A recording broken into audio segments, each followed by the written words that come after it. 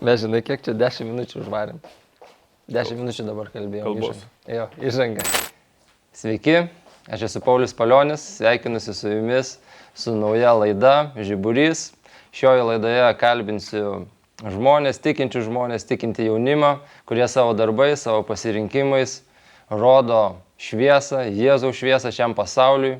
Gali tie žmonės jums nepatikti, galbūt galite nepritarti nuomoniai, bet jie šviečia, jie juda, jie daro ir jie yra matomi.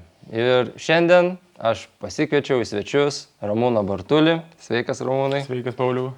Kaip tau kelias šiandien į Kauną? Nedulkėjo. O kaip su duobėm? Nedobėtas? Dobėtas. Dobėtas. Bet atvažiavau. O kaip tavo pats gyvenimas iki Kristaus? Ar dobėtas ar nedobėtas? Visoks, dobėtas. Jeigu taip iškart ir pradedam, tai galiu trumpai papasakot. Iš tikrųjų, kad Galim. turėjau tokius įvairius etapus, įvairius laikotarpius. Tai gimiau krikščioniškoje šeimoje, augau krikščioniškoje kultūroje, tėvai buvo giliai tikintis, protestantai. Ir vaikystėje tą ir mačiau. Dievo žodį, Dievo gerumą, Dievo jėgą. Bet žinai, kada augi ir nieko neturi, kaip sakant, nieko tamsaus neturi šalia, akivaizdžiai tamsaus, kaip būna, žinai, pas kitus muštynės namuose, girtokliavimai, mes kaime, pavyzdžiui, augom visi su 4 broliais ir tikrai pas kaimynus visko būdavo. O pats niekada to nemačiau ir kažkaip, kada gerai labai turi, dažnai neįvertini, ką turi, neturi to palyginimo kontrastui. Ir man nuo vaikystės turėjau tokias svajonės, kurios buvo visos prieš tikėjimą. Nors ir mačiau, kaip gerai yra tikėjimas, bet manęs tai neįtikino, kad tai yra kaip ir galutinė laimė, kažkokia galutinis džiaugsmas. Jo. Ir kadangi sėmiausi tai tik iš kitų, pats viduj kaip vaikas, nesuvokiau, nesupratau. Tai ir tos svajonės buvo pasaulietinės, kažką čia labai turėti, kažko būti. Atsimenu, nuo mažens net trošku svaiginti, salų gerti, rūkyti, nuo mažų dienų. Ir atėjus paauglystėj, daug iš tikrųjų ir buvo judėjimo ir pokyčių visokių paauglystėj. Ir mes kraustėmės daug kur kaip šeima. Ir tėvai į Afriką nusprendė važiuoti misionieriauti, kada man buvo 11 metų. Ir mes grįžom tada iš Afrikos. Aš grįžau vienas pats iš pradžių į Kauną. Ir pradėjau savo gyvenimą, kaip sakant, vesti pats tada. Nes nuo tėvų atsiskyriau, nebebuvo kas taip akilai prižiūrėjo. Ir paauglystėje prasidėjo mano toks atsiskyrimas. Tai čia gavosi tokia savotiška protesto forma, ar ne? Tu kaip pasakai, užaugai geroj, tokioj sveikoj, krikščioniškai šeimoj, bet svajonės tavo buvo kitokios negu tavo aplinka. Tai čia ar buvo protestas, ar tu nepasitenkinai? Gal labiau ne protestas, bet tiesiog norėjau pasitenkinti galų gale, padaryti viską, ką norėjau daryti. O tu matei, kaip gyvena pasaulyje žmonės? Tarsi, ar tu matei pavyzdį kažkur, kur ten koks krūtesnis, kietesnis mokykloje, kažkur aplinkoje ir norėjai juos lygiuotis, ar tau tiesiog taip iš savęs? Aš manau, iš tikrųjų labai aktuali tema. Tai iš kur aplamai žmonės pasaulyje žiūra susidaro, ne? Tai arba iš kultūros įvairios, tarkim, tiek šalies kultūros, tiek šeimos kultūros, giminės kultūros, arba iš importuotos kažkokios kultūros. Televizija, radijas, muzikos visa pasaulietinė platforma. Tai aš labai ilgai neatsekiau to, bet iš tikrųjų dabar, žvelgiant į vaikystę, atsimenu, kad pirmi mano tie norai ir geismai atėjo realiai bežiūrint videoklipus. Hip-hopo, muzikinius videoklipus, žiūrint filmus su smurtu, su seksualizuotus įvairius ir panašiai. Realiai ten ir buvo sėklos. Iš tikrųjų, per kur įėjo, žinai, ir per kur pradėjau geisti to viso. Ir paauglystėj, tęsiant tą mano kelią, atvykau į Kauną gyvent. Ir kurį laiką iki kol baigiau mokyklą, dar buvau kaip ir prilaikomas, prižiūrimas savo krikščionių draugų. Ir turėjau keletą tokių mentorių, su kuriais susipažinau, Dievas tiesiog suvedė ir jie kažkiek dar mane prilaikė. Ir tada, kada baigiau mokyklą, dar truputį prieš baigiant mokyklą, išvykau į Kiniją. Aš tada buvau modelių agentūrai užsiregistravęs ir man pasiūlė tokį darbą. dirbti Kinijoje, ten fotografuotis ir dirbti klube naktiniam tokiam. Jo. Bet, esmė ta, kad buvau Kinijoje, stebėjau aplinką, stebėjau žmonės ir kažkaip paklausiau savęs, žiūrėdamas į tas mines žmonių. Gyvenau labai dideliam mieste, ten skaitosi mažas, bet buvo 10 milijonų žmonių ir kažkada buvau aukštutiniam aukšte pastato ir žiūriu, ten milžiniškos minios, didelė koncentracija žmonių ir galvoju, nei vienas iš tų žmonių taigi Jėzus nepažįsta. Tai visi eis į pragarą, galvoju. Toks Dievas yra, žinai. Ir toks blogas Dievas. Toks yra blogas, neteisingas Dievas. Galvoju, jeigu net negirdėjo, čia toj Kinijoje krikščionybės nėra, žinai. Ir tada atsimenu, padariau sąmoningą sprendimą, kad aš baigiu su krikščionybė, aš baigiu su Jėzum, aš paskambinau net broliui, atsimenu, ir pasakiau, kad, žinai, aš nebetikiu Jėzum. Ir žodžiu pasakiau, ir širdimi atsisakiau, ir raštu net parašiau keliems žmonėm. Okay. Ir tai buvo mano sąmoningas pareiškimas, kad aš daugiau nebetikiu iš to. Išpažinai, kad nebetikiu. Išpažinau jo lūpomis ir širdimi, kad nebetikiu. Tai čia tau kiek, 18? 18 metų buvo jo. Ir pradėjau eiti taip, kaip tikiu tada. Statyti pat savo gyvenimą ir kokius gerus 3 metus, iš karto susiradau draugę, su kuria po to ir gyvent pradėjau, susimetęs. Ir įnikau iš tikrųjų į alkoholį, įnikau į visą tą pasaulį, vakarėlius. Po kiek laiko išsiskyriau su ta drauge. Tada kitą gyvenimo etapą atidariau, nusprendžiau, aš būgnais grodavau. Nuo vaikystės aš grojau būgnais. Tai iš tikrųjų mano instrumentas toks buvo ir po to supratau, bet dirbdamas Anglijoje, parduotuviai, naktiniai pamainoje, kad galvoju, tik aš moku būgnais groti. Aš galiu žinomas tapti. Aš galiu daug pasiekti. Tai čia grįžęs iš Kinijos. Čia jau grįžęs iš Kinijos po kokių 3 metų. Taip. Tai 3 metus gyvenai Kinijoje? Ne, Kinijoje tik 3 mėnesius gyvenau. Ten buvo ta pradžia ir tada grįžau ir tęsiau tą savo gyvenimą Lietuvoje, Kaune gyvenau.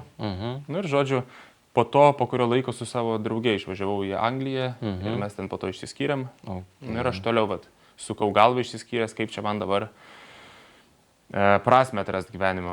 Kaip prasisuk toliau. Taip, ir galvoju, moku grot būgnais, ne ką aš ten mokėjau, žinai, bet galvoju, kaip parduoti tai. Ir pamačiau, kaip coverius daro muzikinius ir pats galvoju, padarysiu kanalą, darysiu žinomas Lietuvos dainas, įgrosiu su būgnais ir šitaip pat mane sužinos. Užsirašiau aiškiai tikslus į telefoną tada, kad po ten metų noriu tiek ir tiek peržiūrų turėti. Taip. Po 7 metų noriu Žalgirio arenui sugroti. Ten po 3 metų noriu iš to gyventi. Ir kažkaip labai greit tai ir išsipildė, kad tas kanalas mano užsisuko. Gal po poros mėnesių pastebėjo mane vienas reperis Lietuvos, reperio draugas ir jam parodė, jisai man susisiekė su manim, sako, gal nori su mumis gyvai groti. Ir pradėjau groti, prasidėjo mano tada jau būgnininko karjerą samdomų. Ir labai greit viskas įsisuko, pradėjau mokinti po to būgnais. Dalyvau televizijos laidose visokiose. Buvo toks metas tuo metu ir kai Facebook'o reklama veikia labai stipriai ir kitaip algoritmai veikia. Tai tiesiog pataiko ant bangos, žinai. Aš prisimenu, nes mes beveik vienmečiai, kelinti metai čia buvo, kai tu jau su būgnais pradėjai judėti. Gal nuo kokių 17? Ai, taip. O gal nuo 16? Gal... Tai aš tave prisimenu, nes aš irgi būgnininkas. Nuo 14, gal net nuo 13. Nuo 13-14. Ai, 13-14, nes aš prisimenu, aš irgi, aš būgnais mokiausi akademijoje muzikos, pabaigiau 2015, man atrodo. Ir taip pat svaršiau, žinai, ką čia daryti. Prisimenu, žinai, baigiau bakalaurą, gavau popierių ir vasarą taip sėdžiu, galvoju, wow, tai aš jau suaugęs, žinai, man reiks nuo tėvų pabėgti, man reiks kažką veikti gyvenime ir pradėjau mąstyti, ką su būgnais daryti. Ten pradėjau čekint būgnininkus ir tu ten jau buvai, man atrodo, jau judėjai, kaip sakai. Tai prisimenu, kad ir coveriai atsirado ir tau, realiai, taip žiūrint tuo metu, tai tu buvai gal net populiariausias būgnininkas, internete. Gali tai būti? Tarsi ne lietuvių. Jo, praščiausiai grojau, bet tikrai žinomas buvau dėl tų coverių. Ne todėl, kad ten kažką gerai grojau. Ten pas tave buvo normaliai gal, nebuvo milijono kažkokiam selo coverį ar kažką padarė ir ten buvo ar tūkstančiais. Ten, ne, milijono tai nebuvo, bet 10 000 buvo, žinai, ten 5 tūkstančių ir po to važiavo labai greit. Tos peržiūros augo ir tikrai, kaip sniego gniūžtė, žinai. Ir per tai tu pradėjai pamokas vis. mokyt kitus, ar ne? Nu, tai labai paskatino, kad žmonės pradėjo ir televizijai pamatė ir, nu, tiesiog labai pradėjo tas visas įsisuko, žinai, reikalas. Ir grojau, dariau, bet, žinai, kartu su tuo visu. Ir vakarėlių labai daug būdavo, irgi alkoholių, narkotikų. Muzikanto gyvenimas. Jo, ir aš nenorint tų grupių, kur grojau stumti, tai mano pasirinkimai buvo. Ir tikrai, nesakau, kad visi muzikantai tai daro, tikrai ne visi, bet kai kuriuose vietose labai daug to buvo ir aš visą laiką įsitraukdavau. Kur tik tai būdavo, aš visą laiką įsitraukdavau. Čia tas toks, žinai, suromantizuotas muzikanto gyvenimas, kur tipo vakarėliai, svaigalai ir tau, žinai, Tai va, ir dar daug, kiek šitas visas truko, apie kokius 5 metus įkarštis visas truko. Ir po to po kiek laiko supratau, kad, nu, reikia kažko dar daugiau tada, žinai. Ir kad, nu, nebepamaitino net tas visas. Įpranti prie tų koncertų, įpranti prie žmonių, žinai, norisi daugiau, tu tik būgnininkas, šlovės norisi daugiau, žinai, daugiau tų pojūčių visų. Ir su tuo vat noriu daugiau, tai pradėjau plėsti ribas ir ieškoti vėl dvasinių dalykų. Ir šį kartą, nu, tik tai ne per Bibliją, bet iš kitos pusės. Jo. O iki tol, tarsi, kai tu Kinijai buvai, išsižadėjai Kristaus, ne? Koks tavo buvo požiūris į pasaulį? Ką turiu omeny pasaulį? Nu, dvasinis, sakykime, požiūris. Jo, ar tipo užrišai? Ignoravau, nes dariau tokius dalykus, nu, užsimerkęs, kur žinau, kad per tai tikrai ir dvasios žmonės, kaip sakant, aplanko ir apsigyvena. Ir atvėriau visas duris, nu, tiesiog ignoruodamas visą išmintį. Tiesiog, kaip tu pats įsivaizdavai elgeisi, ar ten kažkur perskaitai kokią motyvacinę knygą, ar kažkokią... Ir knygas motyvacinės, ir ten saviugdos įvairius straipsnius skaičiau, filmukus žiūrėdavau. Tai ten labiau vis tiek su rytų kultūra viskas, ar ne? Nu, šaknis tai vis tiek iš... Apie saviugdą, jeigu kalbant, tai jo, kada pradėjau ugdyti save ir nu, vėl į dvasinį pasaulį norėjau eiti ir vėl pripažinau, kad gal visgi ir daugiau kažkas yra, žinai, tai pradėjau per rytų kultūrą, per meksikietišką, nu, ten, žinai, daug yra... Šamanizmo visą šitą? Šamanizmo, giduoliai Meksikos visokie. Tada... Nu, įvairiausia dvasinė literatūra, ezoterinė. Tai buvo, kaip veikia pasaulis, kaip veikia visata, kokie yra visatos dėsniai, kaip išmaterializuoti, išmanifestuoti, kaip sako, ką tik nori gyvenime. Ir maniau, kad čia iš tikrųjų veda į tą aukštesnį mokslą, bet aš dabar nesiplėsiu apie tai.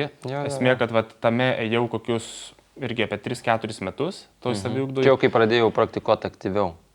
Kai sakai, tau trūko kažko? Taip, kažko trūko, pradėjau ir per dietas visokias, dariau įvairius dietas valymus, žinai, ir į veganizmą pabandžiau, ir vegetarizmus, nu, ko tik nepabandžiau, kad tiesiog pakelt savo, kaip sako, vibracijas, būvį, žinai. Ir potyrių įvairių patyriau tikrai, bet esmė, kad niekada nėra galo, žinai. Niekada nėra atsakymo ir kažkur viduj jauti, kad tas sunkumas lieka. Ir aš nežinau, ne visi žmonės tą sunkumą jaučia gyvenime, bet aš pradėjau jausti sunkumą. Kad yra kažkoks sunkumas, kažkas yra viduje, ką aš noriu transformuoti. Ir tai bandau transformuoti per išorinius veiksnius. Per maistą, per kažkokias praktikas, per dorovę, per dar kažką.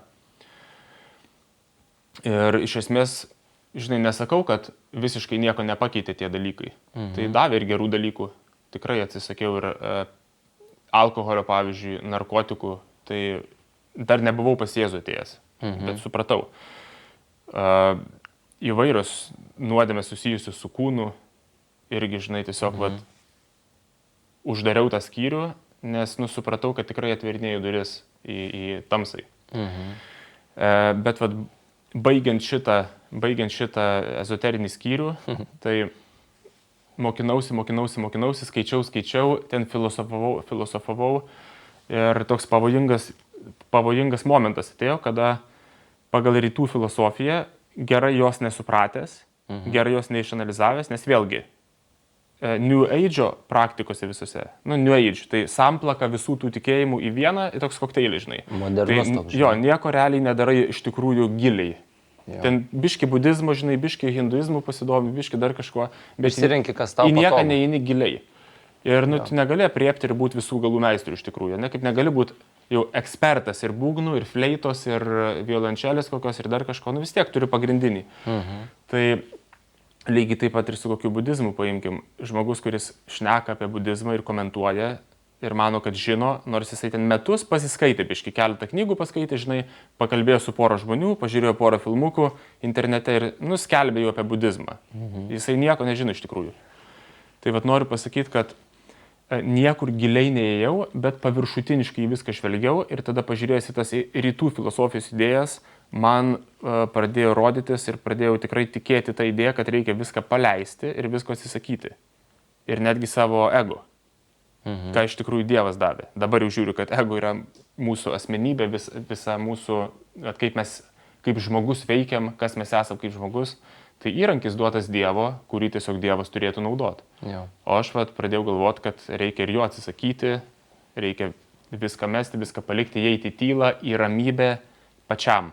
Tai tada tu gaunės iš vis nebe kaip asmuo. Kas tada išeini? Taip. Į besmenybę tokia, žinai. Jo. Ir, žinai, kur tada toliau einant, galima įeiti į tokias būsenas, kur tikrai žmogus į daržovę pavirsta. Jo. Tai dingsta tavo asmenybė. Motyvacija, ugnis, kas tu esi, tavo nuomonės, skirimas blogo nuo gero, nes irgi ten plaukia filosofijos, kad tu viską turi priimti, ir gerą, ir blogą, ir šviesą, ir tamsą savo turi priimti. Ir, kaip sakant, viskas pasitarnauja Dievui, ir demonai pasitarnauja Dievui, ir visa kita, žinai. Ir skleisti tik pozityvią energiją. Ir tik pozityvią energiją. O kas ta pozityvi energija, iš tikrųjų nelabai aišku. Čia, žinai, filosofiniai nesibaigiantys klausimai. Ir žodžiu, toliau ieškodamas, kažkada vėl pasiėmiau šventą raštą, turėjau namie, Bibliją, ir galvoju, dabar aš jau, kadangi viską tikrai gerai žinau, paskaitysiu dar kart nuo pradžių iki galo Naują Testamentą. Gal dabar suprasiu ten iš tikrųjų, apie ką Jėzus yra. Pramuš gal. Paaiškinsiu visiems ir pradėjau skaityti. Ir skaitau, žinai, vieną evangeliją, kitą, trečią. Ir dėjau iki galo.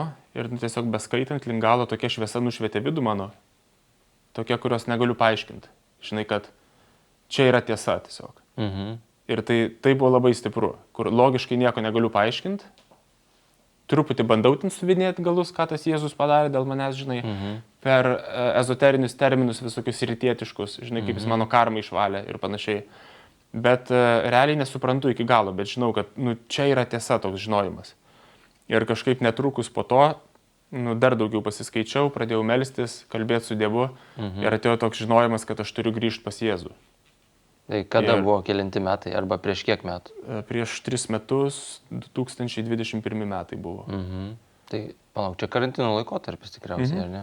Jo, karantino laikotarpis. Ir, tai prasidėjo užverinėjimas visų kitų veiklų. Ir tada per vieną bažnyčią nuvykau į vieną vietą, kur būtent yra išlaisvinimo tarnystė daroma. Tai atsižadama senų kelių, atgailaudama, dvasios išvaromos, meldžiamasi. Tai po to irgi labai gavau didelį impulsą iš vis išsimest savo bent jau knygas, savo daiktus įvairius, kurie priklauso tam pasauliu visam, simbolius. Labai daug ideologijų atsisakiau, tiesiog paprašiau, kad Dievas išvalytų mintis, protą, pakeistų. Tai ir atėjau tada iki šiandienos, irgi per nelengvą kelią krikščionybei, nes kada primirkęs esi to viso supratimo seno, būtent New Age supratimo, to naujojo amžiaus dvasingumo. Tai viską, net šventą raštą filtruoji per tą prizmę. Per tą išmintį, žinai, žmogišką visą. Ir labai sunku priimti tokius dalykus kaip Dievo malonė, kaip aplamai Jėzaus aukos prasmę. Tikrai taip ilgai trukdė man tos mintys, iki galo suvokti, kodėl man reikia Jėzaus.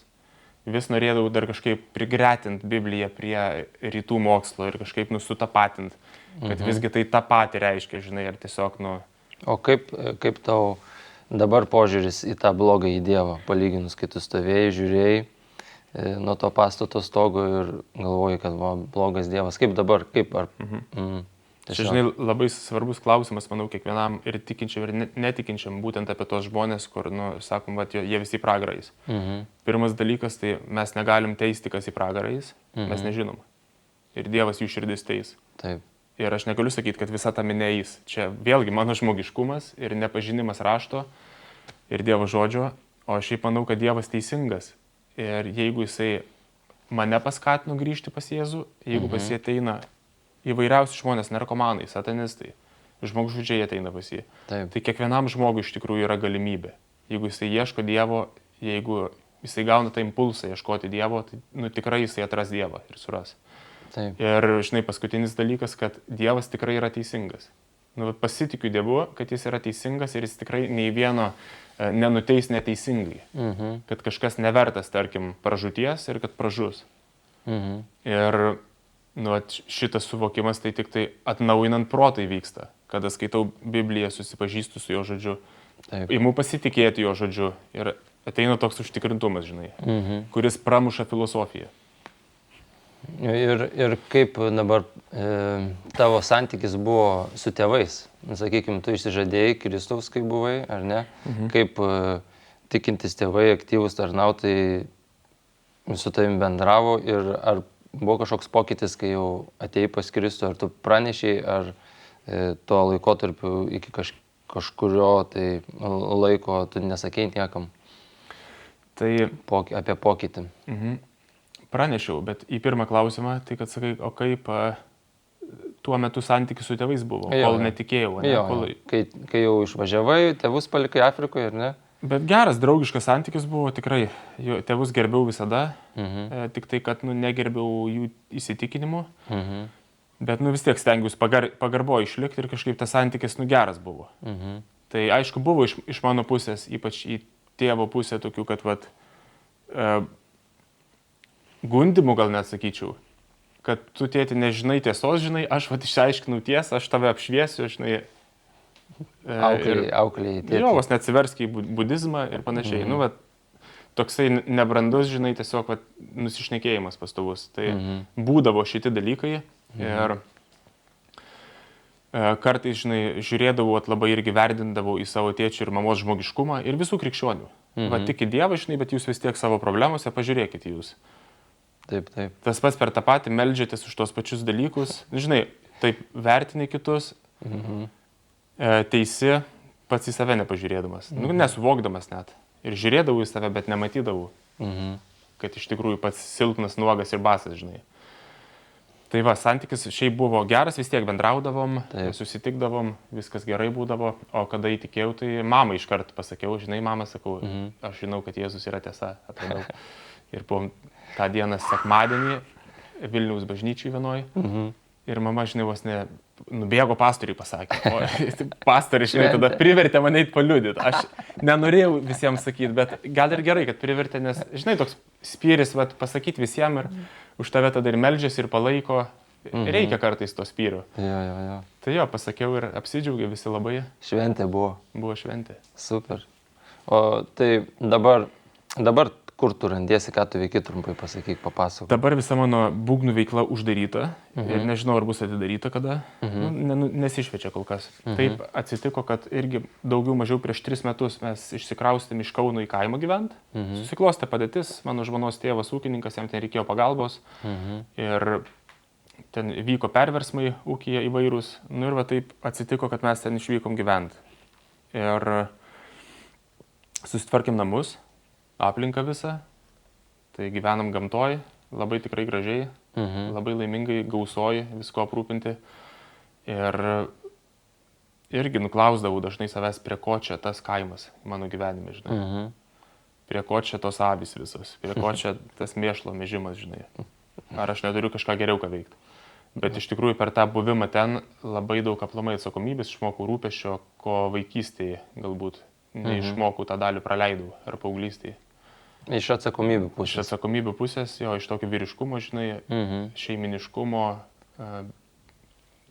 ūkio, daiktų priežiūros, tokie paprasti žemiški dalykai, žinai, kuriuos kiekvienas irgi turi mokėti ir vertinti ir sugebėti prižiūrėti, nes nuo mažų dalykų prasideda viskas. Tai sakei, kad tavo tikslas pačioj pradžioj su būgnais buvo pasiekti Žalgirio areną, tai pasiekei? Jo, planavau po 7 metų, bet po 2 gal pasiekiau, po 1,5 nurodžiau. Ir tai reiškia, nuo Žalgirio arenos top jau tavo svajonių atsidūrei kaime. Kaišiadorių kaime. Kaip jausmas, ta prasme, Labai geras dabar jausmas. Dabar, Išlaisvino kai atsidūrė pačioj pradžioje, ar buvo toks, tipo, o Dieve, kas čia vyksta? Nebuvo, nes žinok, supratau, paskutinius koncertus grojau, Vilniaus katedros aikštėje buvo, aš atsimenu, ir jau vakarą, žinai, ten kažkoks renginys buvo, kur daug grupių ir mūsų grupė pagrojo ir visi žmonės jau, mes paskutiniai buvom, visi renkasi jau daiktus ir eina namo, žinai, ir keiksmažodžiai, girti visi, riekauja kažkas ir aš taip galvoju, ką aš čia linksminu, žinai. Labai rimtai susimaščiau, ką aš čia linksminu. Ar save dar aš linksminu visu šitu, ar kažkam čia iš tikrųjų labai linksma, ar kažkam šito labai reikia. Ir nesakau, kad nereikia pramogų, nesakau, kad nereikia, žinai, kultūrinių renginių, bet aš tada man labai asmeniškai savęs paklausiu, žinai, ar man čia dar vieta ir atėjo aiškus atsakymas, kad nebe vieta ir tikėjimu išėjau iš grupių, iš muzikų ir kada mes į kaimą išvažiavom, tai dar kurį laiką vedžiau pamokas retsykiais Vilniuje, ar kaip ten būdavo, tikslios tvarkos, nepamenu, bet dar turėjau studiją. Jo, turėjau studiją ir po to per COVID-ą teko uždaryti studiją, nes sudėtinga buvo su žmonėm ir visiškai baigėsi šitas ir viskas. Jo, tai buvo toks perėjimas, žinai, nebuvo, kad nusikirto viskas ir tada kitą dieną kaimą atsiradau. O kaip tavo tada repo ta karjera, repo etapas, gal nežinau, nes aš kai... Etapas, gal ne karjera, žinai. Nes aš kai ieškojau, taip galvoju, žinai, pažiūrėsiu, ką Google'as meta apie tave, suvedžiau, žinai, vardą, pavardę, vaizdai pasispaudžiau ir ką galėčiau, žinai, iš tų vaizdų pasakyti, kad tu buvai modelis, tu buvai būgnininkas ir nuėjus į tavo kanalą, dar galima, YouTube'as kanalą, galima pasakyti, kad tu buvai reperis. Ar esi reperis? Tai kaip su būgnais viskas? Gal nesu ir nebuvau, nes man reperis tai tas, kuris daug repuoja, kuris rašo muziką, tame gyvena, žinai, arba ten ūkininkas tas, kuris užsiima ūkį. Reperis, žinai, nebuvau, bet kartais parašydavau repą ir rašydavau, man hobis toksai, žinai, būdavo. Tai nedarydavau ten studijinių kažkokių albumų, bet hobis būdavo. Aš nuo vaikystės eilės rašiau ir buvo etapas toks, kada vienas irgi draugas krikščionis, kuris šlovinimo grupę turėjo tuo metu ir turi dar dabar, jisai pasiūlė tokį projektą padaryti, sako, tu įrašyk rap albumą Dievui. Ir aš dar nebuvau grįžęs pas Kristų. Ir aš pasirašiau, pradėjau daryti, 6 kokias dainas padariau Dievui ir po to nusivažiavau ir sakau, biškai reikia ir savo padaryti. Ir pradėjau tokią maišalinę rašyti, žinai. Ir nedabaigiu aš to projekto normaliai. Tai ten albumas 12 buvo kažkoks? Jo, turėjo būti. Ir jis neišvydo jau pilno. Buvo 12, bet 6 buvo Dievui, o 6 buvo velniui. Ir čia prieš išvažiuojant tau dirbti modeliu? Ar kada? Ne, čia po to. Čia po to jau kai išsiskyriau su ta drauge, po kurią kalbėjau, jau kai pradėjau būgnais grot, tada lygiai grečiai su vakarėliais, matai, reiškia, širdį buvo dar kažkoks tai irgi virpesys susilikęs, kad galiu. Ir kaip jau ten sugebėjau, žinai, kaip galėjau, parašiau tas dainas ir iš tikrųjų tada, kada Dievui jas skyriau, dabar kai paklausiau, aš jų neištrynęs. Aš mačiau, jos ir transliuoja. Tikrai šventa dvasia jinai veikia taip, kaip nori. Ir per ką nori, bet pats sąmoningai nebuvau Dieve. Tai tai reperio ta karjera, žinai, ne karjera buvo ir iki šiolį pomėgis kartais parašau, kartais pakuriu šitų bytų ir įrašau namie tokius naminius įrašus. Foto tas į visas modelio reikalas irgi rimtai to nedariau, bet periodiškai.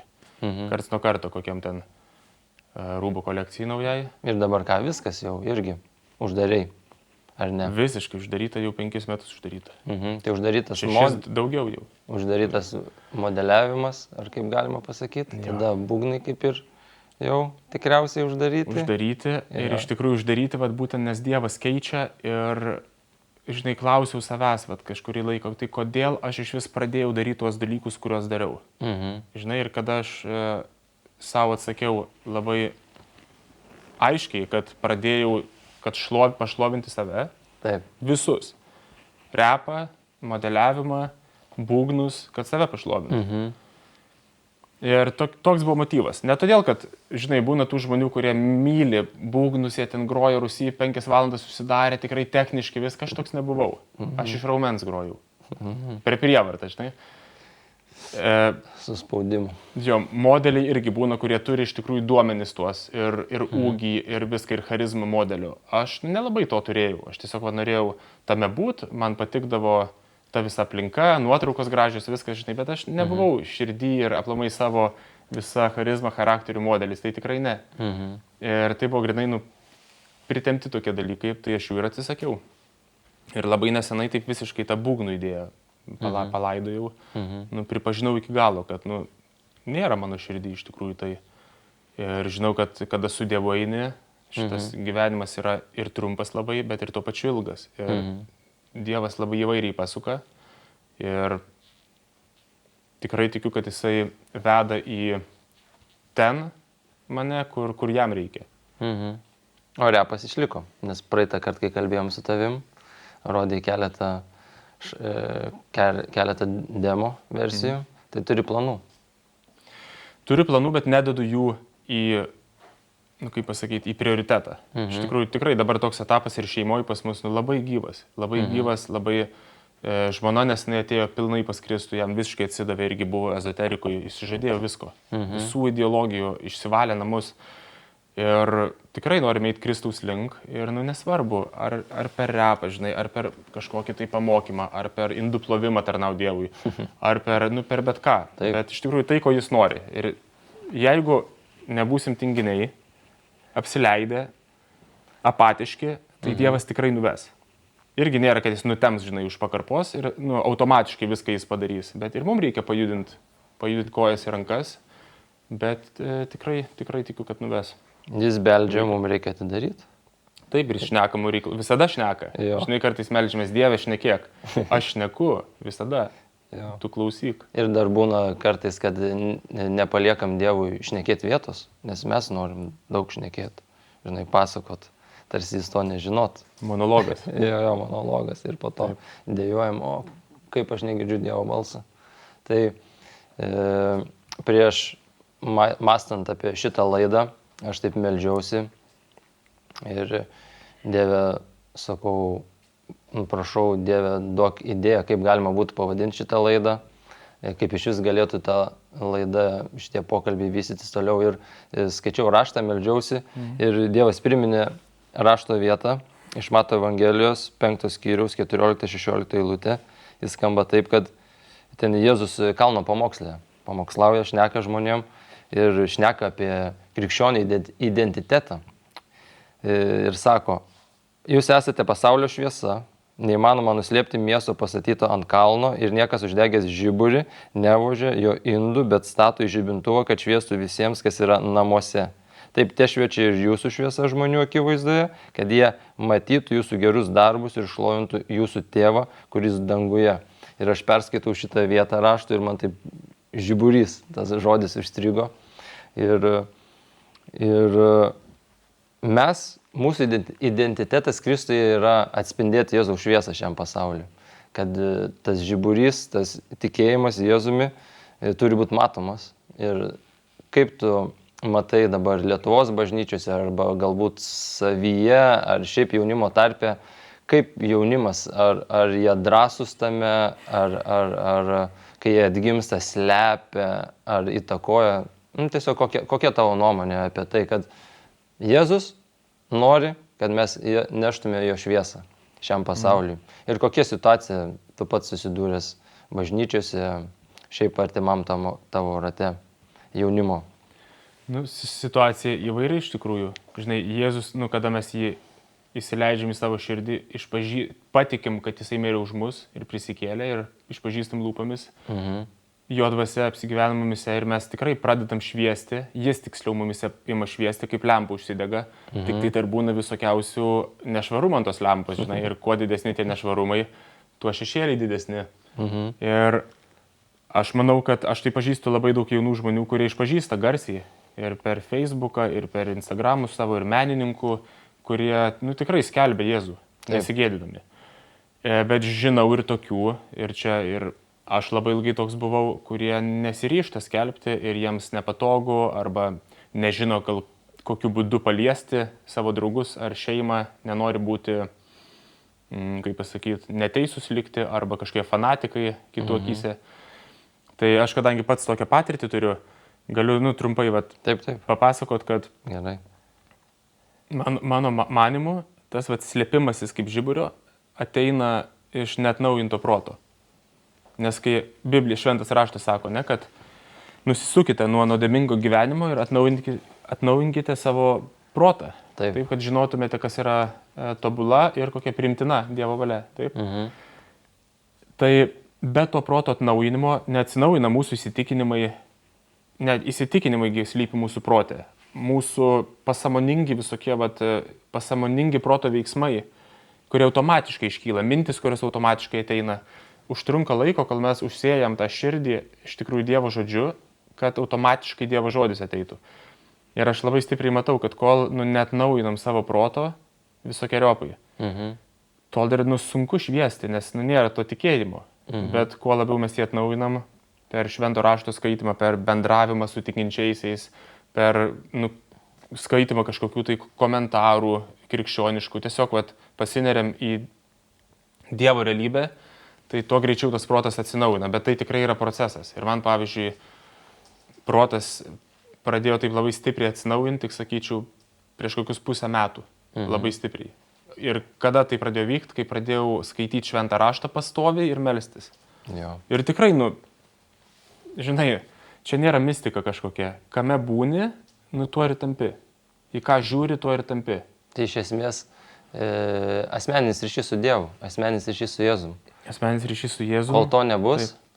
Gyvas liudijimas. Jeigu mano iš tikrųjų viduje nėra gyvybės ir jeigu aš viduje nejaučiu, kaip jis mane keičia iš tikrųjų ir nematau, Taip. tai ir negaliugi paliudyti. Tada gaunasi, kad aš teoriją tiesiog kalbu, o jeigu kalbu teoriją, tai teorijų yra ir įdomesnių.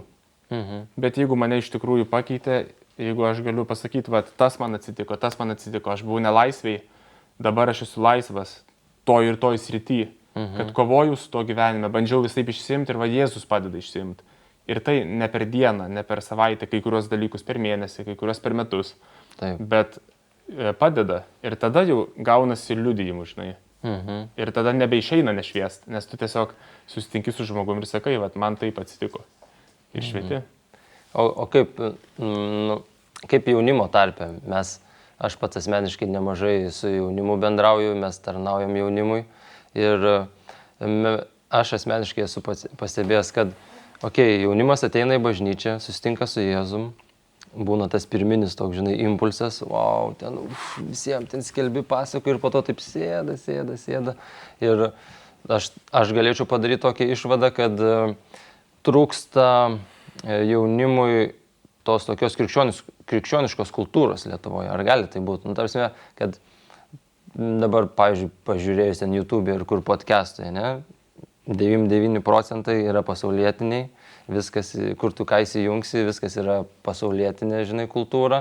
O ar jaunimui netrūksta Lietuvoje tos krikščioniškos kultūros, tų laidų, pokalbių, bendravimų, nes bažnyčia labai gerai, bet bažnyčia šiek tiek būna taip, kad tu apsiriboji. Pabūni sekmadienį, galbūt dar ir kokį maldos susirinkimą nueini, galbūt dar nueini į jaunimo tarnavimą, bet kai grįžti namo, tu ten būni 20 valandų per parą tiesiog pasaulį. Kaip nesutapatinti jaunimui su pasauliu? Jo, apie kultūrą, paklausai. Taip. Aš žiūrėjau, ką reiškia kultūra, įvairių apibrėžimų ir vieną tokį gerą radau, labai paprastą, žinai. Kultūra, ką visuomenė sukuria, protinė ir fizinė jėga.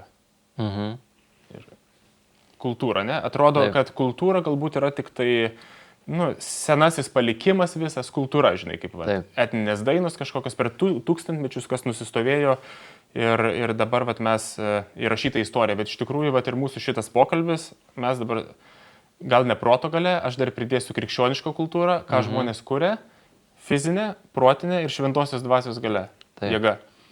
Ir mes dabar kuriam kultūrą. Įdės šitą video patalpins į YouTube kanalą irgi kultūros dalis jau taps. Taip. Tai aš kažkaip, ar reikia krikščioniškos kultūros, aš manau, gali būti mirusi krikščioniška kultūra. Ne tai, kad bloga, bet mirusi, be gyvybės. Tai reiškia visa krikščioniška kultūra, netgi dievotų žmonių sukurta ir palikta, bet be esamos gyvos bažnyčios. Tai jin kaip ir prasme praranda. Ja gali įvairiai vertinti, žinai. Ir tada yra krikščioniška gyva kultūra, kur irgi esama kultūra, tiek iš praeities, tiek dabartinė, su gyva esama bažnyčia. Gyva reiškia su dvasia, kultūra su Dievo dvasia. Taip. Ir tada ta kultūra iš tikrųjų yra įprasminta Dievo žodžio, Dievo veikimo. Ir kad kurti tikrą krikščionišką kultūrą, irgi galvoju visai apie šitą klausimą, norisi kartais sakyti, dabar kursim kultūrą, darysim dainas kursim, darysim filmus krikščioniškus, ne? Aš turiu talentą, galbūt repuosiu, eisiu būgnais grot ir netgi kur nors, žinai, klubuose naktiniuose grosiu ir sakysiu, kad aš su Jėzum čia groju. Tai iš esmės, kursi tada kultūrą, kuri vadinsis krikščioniška, bet jeigu tu pats neturi to tikėjimo ir gyvo liudijimo Dievo, tai tikrai, ką tau pačiam duos ta kultūra? Ir kas palydės tą kultūrą? Žmogus susiduria su ta kultūra, ne? Ar tai būtų muzika, ar tai būtų, bet kokioj srity. Kultūra taigi ne tik muzika, ir ekonomika, ir verslai, viskas yra kultūra. Taip. Tai žmogus susiduria su ją ir jeigu ją palydi krikščionis, tai tada viskas gerai. Aš manau, reikia tada tokios kultūros.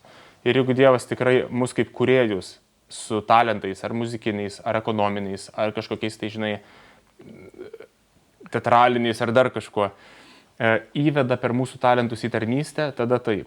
Jeigu mes patys tiesiog sakom, kad prikurkim labai daug medijos krikščioniškos, žinai, tada reikim 3 kanalus krikščioniškos televizijos. Iš savęs. Iš savęs tiesiog, nes aš šitą moku, šitą dariau.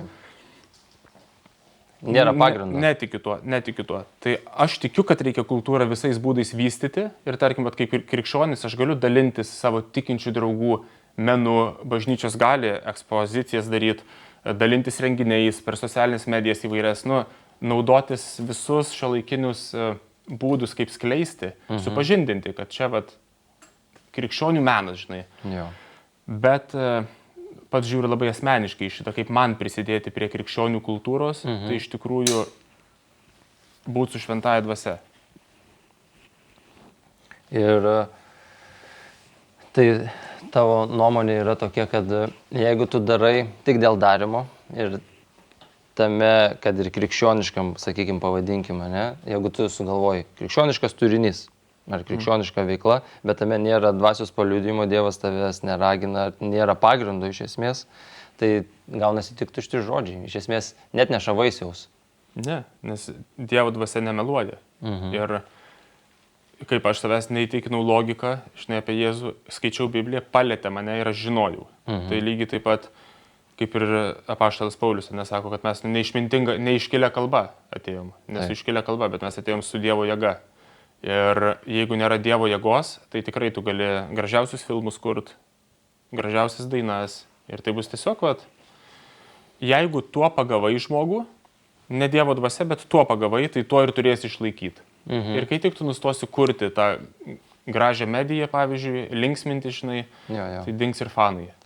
Bet jeigu pagauna šventoji dvasia, nes tu gyveni su Dievu, žinai, nes tu švieti ir liudiji jo gyvybę, tai tada ta muzika jau graži, ar ten filmai, ar teatras, ar dar kažkas, žinai, bus tiesiog kaip nuostabus priedas. O tai kaip tau atrodo, ar reikia Lietuvoje daugiau tokių žmonių, kurie investuotų?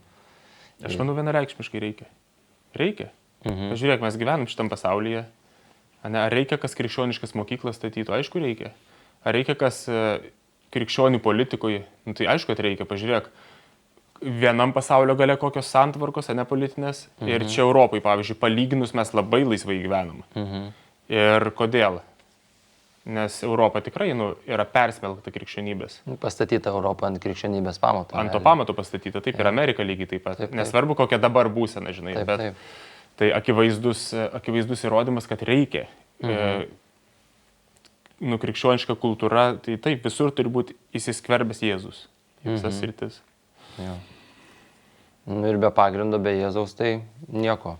visiškai gaunasi tada tie skambantis simbolai, daug garso, daug šviesų, bet atgimusių sielų ar pakeistų gyvenimų, transformuotų gyvenimų nelabai ir būna. Mokinystės, jo. Kad atsirastų žmonės, kurie norėtų būti mokiniais Jėzaus, sekt. Neprisidengt, žinai, kad aš atgimęs, man dabar viskas gerai, bet iš tikrųjų noriu mokytis ir sekt. Tai tikrai, aš manau, kad krikščioniška kultūra yra pasiekmė gyvos bažnyčios iš tikrųjų. Ir į ką mums reikia susikoncentruoti, kaip tikintiems. Tai į mokymasi, patiems būti atskaitiem prieš vyresnius ir tikrai mokintis giliai Dievo žodį, būti su Dievu ir tada patiems mokinti. Tiesiog šitą mokinystę, kad būtų kaip Jėzus apaštalus mokė, jie tada kitus mokė taip pat. Ir iš to pražys ir kultūra. Kad krikščioniška kultūra Lietuvoje būtų kaip pasiekmė asmeninio santykio su Jėzum. Jo, šalutinis poveikis. Jo, šalutinis poveikis, kuris keičia. Gerai. Jo. Ką, manau, baigiam, turi dar kažką pridėti? Ne, pasakiau, manau, ką paklausėt. Palinkėt. Sau dabar galiu palinkėti iš tikrųjų, kad Dievo malonės prašyti, išlikti Dieve, nes irgi čia ne iš mūsų jėgų, tikrai ne iš mūsų jėgų. Taip. Vienas turi jėgų pasirinkti sunkiu metu Jėzų ir atgailauti, o kitas ne. Žinai, daug galvoju, kas lemia. Tai kiek galvoju, žinai, į tą patį atsitrinkiu, Dievo malonė. Jis tau maloningas, kad tu gimei tokio šeimoje, kad tu tokias šaknis turėjai, kad tokie žmonės tave rado. Nieko pats nepadariau, žinai. Tai labai vertinti tą malonę ir prašyti dar, dalintis. Ir kitiem tada to pačio linkiu. Kas yra Kristuje. Ką, ačiū Ramūnai už pabendravimą, už pokalbį. Tai šiandien šį pokalbį baigiam.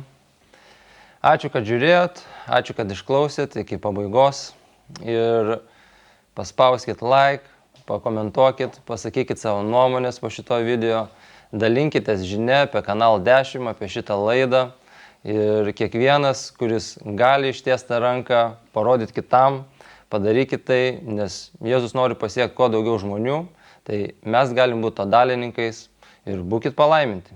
Iki.